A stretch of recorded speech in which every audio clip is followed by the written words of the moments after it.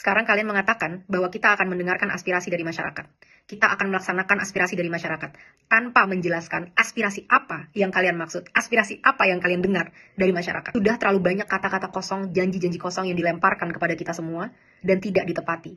Tapi kali ini kita menuntut kalian untuk punya akuntabilitas, untuk bertanggung jawab dengan kata-kata kalian bahwa kalian akan melakukan aspirasi dari masyarakat.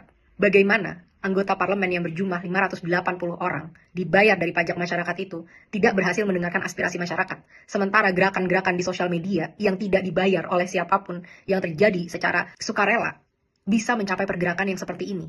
Harusnya kalian semua merasa malu dengan apa yang terjadi di situasi Indonesia saat ini. Akan kita perjelas apa tuntutan kita. Kita mau kalian bertanggung jawab dan bertingkah sesuai dengan apa yang kalian janjikan. Kali ini kalian tidak bisa lari dan tidak bisa berkilah lagi. Karena aspirasinya sudah sangat jelas dari masyarakat. Pada sebelum 5 September pukul 23.59, ini adalah 12 hal yang kita tuntut dari kalian kalau memang kalian mau menunjukkan bahwa kalian masih berpihak kepada masyarakat. Pertama, sahkan rancangan undang-undang perampasan aset sekarang juga, sebelum 5 September, tengah malam. Kedua, pecat anggota DPR yang terbukti menghina rakyat, Ahmad Syaroni, Deddy Sitorus, Bambang Pacul, dan yang lain-lain itu yang berjoget-joget di parlemen.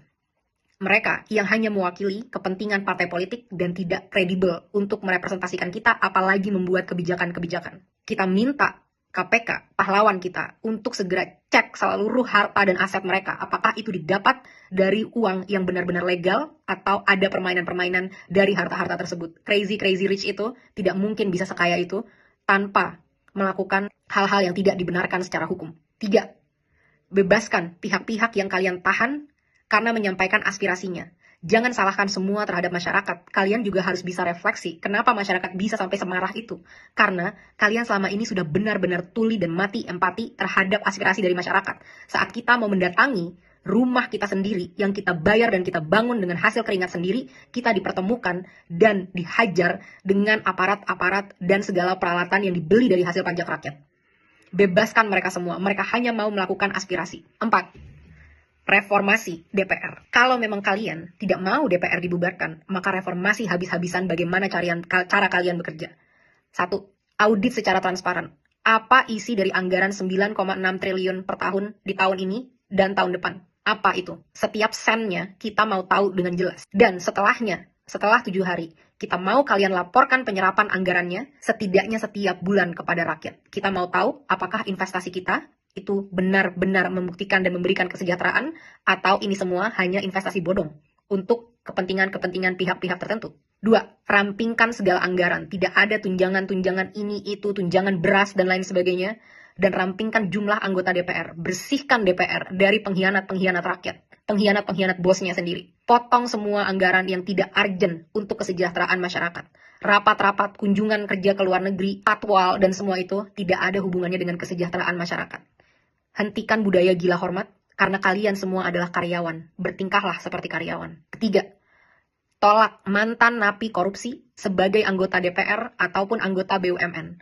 Tidak ada lagi penghargaan terhadap pengkhianat bangsa yang merampok kekayaan rakyat. 4. Hapuskan semua perlakuan istimewa yang menciptakan kesenjangan antara rakyat dan parlemen, yang membuat parlemen mati empatinya dan tidak mampu membuat kebijakan yang berpihak kepada rakyat. Contohnya, bayar pajak tidak boleh lagi ditanggung oleh APBN, harus ditanggung oleh individu. Kita tidak mau lagi melihat ada pengawalan khusus terhadap anggota parlemen.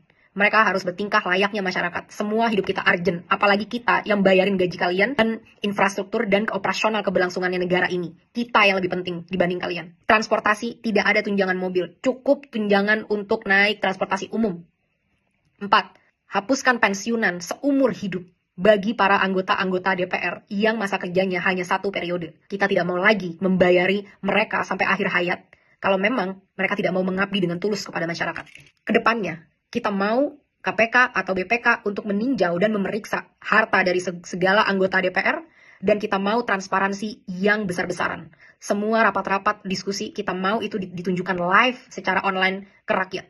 Bahkan kalau bisa, rakyat harus selalu boleh masuk ke gedung DPR untuk mendengarkan dan melihat apa yang karyawannya sedang lakukan.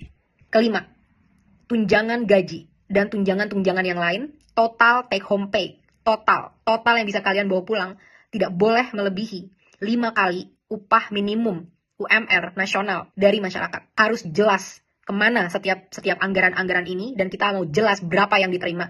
Tidak boleh lagi ada kesimpang siuran yang berkata ada yang menerima segini, segitu, dan lain sebagainya. Harus jelas berapa yang diterima sebagai take home pay, kita harus tahu itu. Keenam, tetapkan KPI, Key Performance Indicator, yang terukur bagi anggota DPR sebagai standar kinerja. Berapa RUU yang harus kalian sahkan, berapa RUU prioritas, dan lain sebagainya harus dengan aturan yang jelas. Kedepannya, evaluasi dan pecat anggota-anggota yang tidak bisa bekerja dengan benar, yang tidak datang saat-saat rapat, yang tidak bisa menghasilkan RUU yang diminta oleh rakyat. Laporkan semua progress, achievement, challenges secara berkala kepada rakyat. Kita berhak tahu apa yang terjadi di dalam ruang DPR. 7. Audit secara menyeluruh terhadap BUMN untuk memastikan profitabilitas. Kalian bisa tahu apa yang kira-kira mau diambil untuk ini, tapi BUMN kita rugi puluhan triliun setiap tahun. Satu BUMN. Saat banyak BUMN-nya berapa ratus triliun yang dirugikan oleh BUMN ini.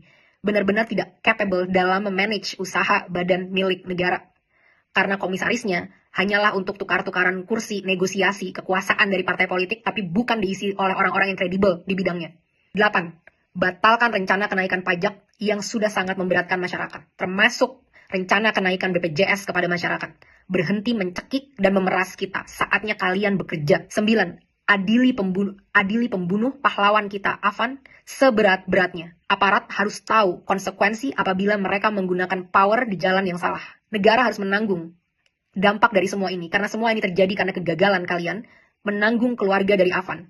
Lengserkan Kapolri. Kapolri telah gagal memberikan komando untuk melindungi masyarakat. 10. Berikan standar gaji yang layak terhadap pahlawan bangsa kita, guru-guru di Indonesia, termasuk juga nakes-nakes di Indonesia. 11. Reformasi kinerja kepolisian habis-habisan. Mereka harus profesional, berpihak dan berempati kepada rakyat, punya kemampuan emosi yang baik, sehingga tidak menyalahgunakan senjata sebesar itu yang mereka punya.